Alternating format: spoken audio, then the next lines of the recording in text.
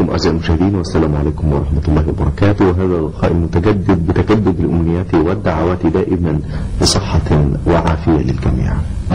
أعزائي المشاهدين، نتحدث في هذا اللقاء عن جراحة كان ينظر لها منذ بضعة سنوات نظرة أثبت العلم خطأها إلى حد كبير، وهي نظرة رفاهية، جراحة التجميل. أعزائي المشاهدين، ولذلك نشرب أن يكون معنا في هذا اللقاء الأستاذ الدكتور محمد غلوش، استشاري جراحة التجميل والجراحة العامة وجراحة الليزر والجراحة الميكروسكوبية.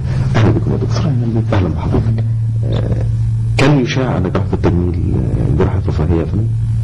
هو في الأول طبعا يعني أول ما بدأ جراحة التجميل ما كانش بيقدر عليها إلا الناس الهاي كلاس ماديا أو علميا اللي يقدروا يتفهموا يعني إيه جراحة التجميل، لكن نتيجة لانتشار الثقافة ما بين الناس والإعلام يعني عملت ميلتنج للمستويات إلى حد كبير قوي إنها تقرب من بعض، وإنها كل يبقى فاهم يعني إيه جراحة التجميل. دلوقتي بيجي ممكن الفقير والمتوسط والغني، وصحيح طبعا مش كل العمليات تقدر تعمل لكل المستويات، لكن ممكن حاجات كتير جدا بقت شائعة ما بين كل المستويات، لأن جراحة التجميل مش شكلية فقط، جراحة التجميل كمان تكميلية وتعويضية، فهي المسألة مش رفاهية.